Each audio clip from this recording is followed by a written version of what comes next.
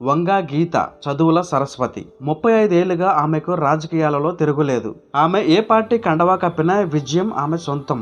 ఏ విషయం పైనైనా అనర్గళంగా మాట్లాడగలదు.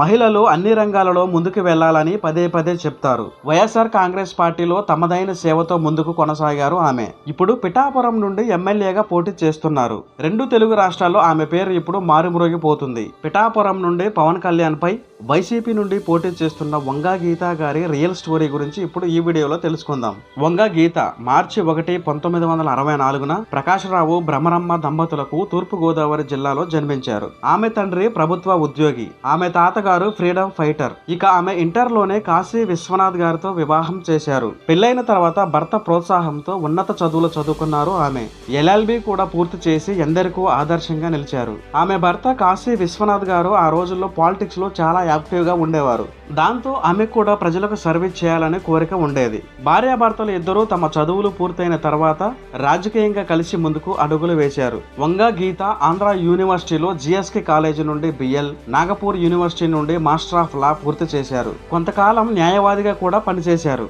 అంతేకాకుండా పొలిటికల్ సైన్స్, పబ్లిక్ అడ్మినిస్ట్రేషన్, సైకాలజీలో కూడా PG పూర్తి చేశారు గీత గారు. అందుకే ఆమెకు అన్ని విషయాలపై సమగ్ర అవగాహన ఉంటుంది. డిగ్రీ ఫస్ట్ ఇయర్ చదువుకునే టైంలోనే ఆమె రాజకీయాల్లో చురుకుగా ఉంటుంది. అప్పటి నుండే ఆమె రాజకీయ ప్రస్థానం ప్రారంభం అయింది. ఆమెకు సమాజ సేవ అంటే చాలా ఇష్టం. అందుకే ఆమె NSS నుండి బెస్ట్ పబ్లిక్ వర్కర్ గా, NCCలో బెస్ట్ కెడెట్ గా ఆమె గుర్తింపు పొందారు. తెలుగుదేశం పార్టీ నుండి వంగ గీత తన రాజకీయ ప్రస్థానాన్ని ప్రారంభించారు. 1989, 1993 వరకు తూర్పుగోదావరి, విశాఖపట్నం, విజయనగరం, శ్రీకాకుళం జిల్లాల నుండి స్త్రీ సంక్షేమ శాఖ ప్రాంతీయ చైర్పర్సన్ గా వంగ గీత పనిచేశారు. 1994లో పిఠాపురం నుండి ఇండిపెండెంట్ క్యాండిడేట్ గా పోటీ చేసి ఓటమి పాలయ్యారు గీత. 1995లో కొత్తపేట ZPTCగా ఎన్నికయ్యారు. 1995 నుండి 2000 సంవత్సరముల మధ్య తూర్పుగోదావరి జిల్లా నుండి జిల్లా పరిషత్ చైర్పర్సన్ గా పనిచేశారు. 1997లో తెలుగుదేశం పార్టీ ఉపాధ్యక్షురాలుగా పనిచేశారు.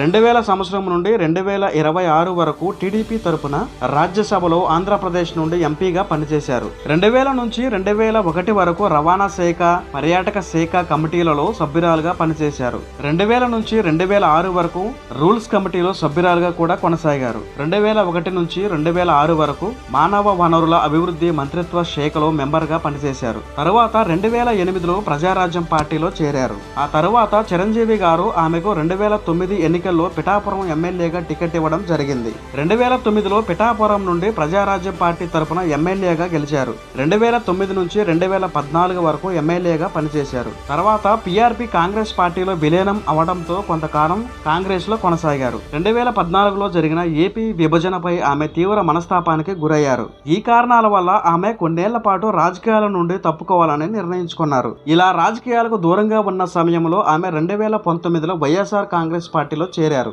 తాను వైఎస్ఆర్ కాంగ్రెస్ పార్టీ నుంచి 2019లో జరిగిన సార్వత్రిక ఎన్నికల్లో కాకినాడ ఎంపీగా పోటీ చేసి ప్రత్యర్థిపై 27,000 ఓట్ల మెజార్టీతో గెలుపొందారు. 2019లో హోం వ్యవహారాల స్టాండింగ్ కమిటీలో సభ్యురాలుగా, మహిళా సాధికారిత సమితి సభ్యురాలుగా, కన్సల్టేటివ్ కమిటీ సభ్యురాలుగా వంగ గీత పనిచేశారు. 2019లో వైసీపీ అధికారంలోకి వచ్చింది. ఆమె ఎంపీగా కొనసాగారు. కాకినాడలో ఎన్నో అభివృద్ధి సంక్షేమ పథకాలను అమలు చేశారు. కాకినాడ పార్లమెంటు సెగ్మెంట్ లో మంచి గుర్తింపు తెచ్చుకున్నారు. విశ్వగీతిక ఫౌండేషన్ ఆధ్వర్యంలో సామాజిక సేవా కార్యక్రమాలు నిర్వహిస్తున్నారు ఆమె. తాజాగా 2024 ఎన్నికల్లో పిఠాపురం నుంచి ఆమె వైసీపీ తరపున ఎమ్మెల్యే అభ్యర్థిగా నిలుస్తున్నారు. ఇటు జనసేన, బీజేపీ, టీడీపీ కూటమి తరపున జనసేన అధినేత పవన్ కళ్యాణ్ గారు పిఠాపురం నుండి పోటీ చేస్తున్నారు. ఎంతో కాలంగా వంగ గీత పిఠాపురం మరియు కాకినాడలో తమ రాజకీయాలు చేస్తూ ప్రజల్లో మంచి గుర్తింపు తెచ్చుకున్నారు. తాజాగా పవన్ కళ్యాణ్ గారు కూడా పిఠాపురం నుండి ఎమ్మెల్యేగా బరిలోకి దిగారు. సో మీ అభిప్రాయం ప్రకారం వీళ్ళిద్దరిలో ఎవరు పిఠాపురం నుండి ఎమ్మెల్యేగా విజయం సాధిస్తారో ఈ క్రింది కామెంట్ సెక్షన్ లో తెలపండి.